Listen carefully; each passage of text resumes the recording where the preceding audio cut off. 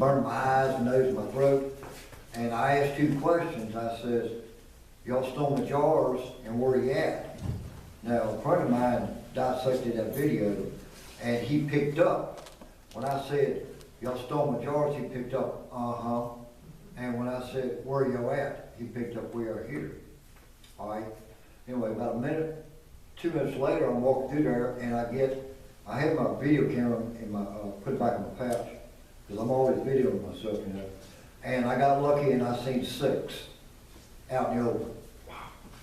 And I was like, okay. So when I took down the video camera, they dropped. And I got 3 about probably the length of this wall zoomed in away from me. It was a juvenile on the right side, a big female on the left side, and over her right shoulder, no, looking at y'all, her right shoulder, there was a cinnamon blonde looking that way. All right, when I go in the woods, when I see them or hear them, I act like they're not there. But I do tedious stuff to make them give their location away. Like, I'm sure a lot of people can walk through the woods and all of a sudden a rock comes flying across the trail in front of them. What's the first thing you do? Oh, there's a rock. What the people don't realize is when they do that, that gives them time to scurry off. Well, it took me 3 months to learn that, and I got to the point where, okay, you try it again, I'm gonna nail you. So I'm walking through the woods one day and all of a sudden a rock flies from left to right. I turn my head to the left, and I said, I see you. And you'll stop behind the bush. They give their location away. When you hear, like when I go through the woods, I'll hear on my left side and on the right side, you know, like, it's probably woodpeckers. The further up the woods you go, you hear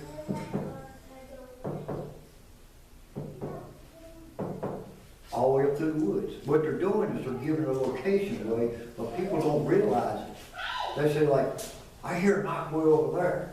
Yeah, I mean, I've been walking through the woods and I've had trees this big around shake and also a big limb fly out. And you're like, it's not windy out here.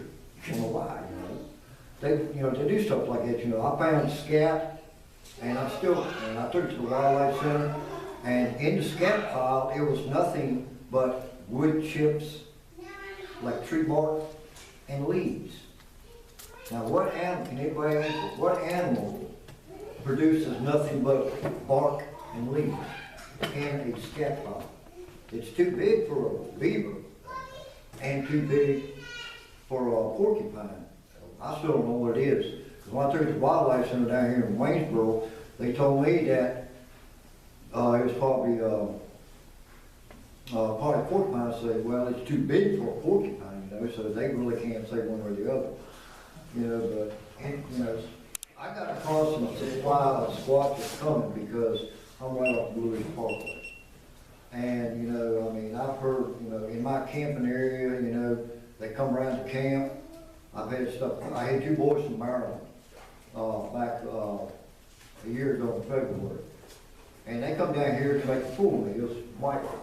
What was Mike's last name? That's a weird name. Yeah, it's a weird last name. But what a buddy did, you know, and it was so cold we had tarp around us and we had to open it about like this.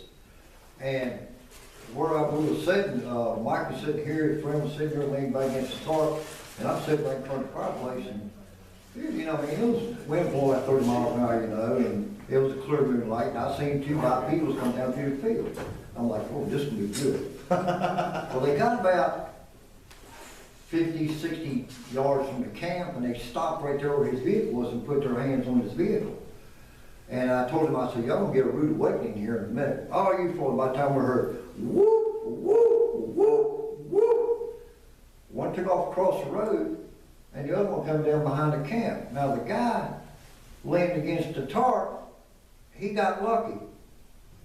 When the squash come running down through there, he raked his hand across the tarp and went across the guy's back. He's in a heart attack almost. Yeah, good. Regardless to say, they're believers. Yeah. But in my area here, you know, in the summertime, where I got my camp set up is where they drive deer.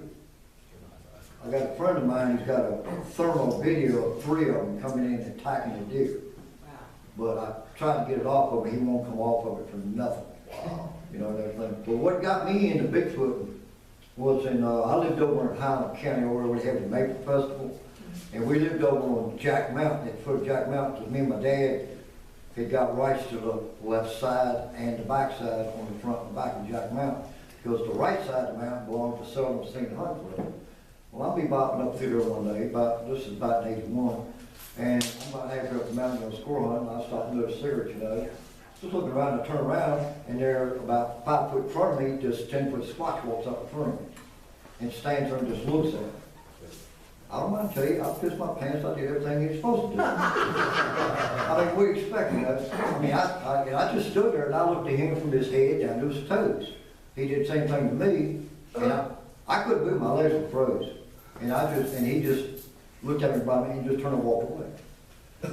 But he didn't bother me, you know, but it was life-changing for me, you know, because it was like, probably do exist, because the last time I really even thought about him was in 1976 when Gilman and Patterson had that video, you know.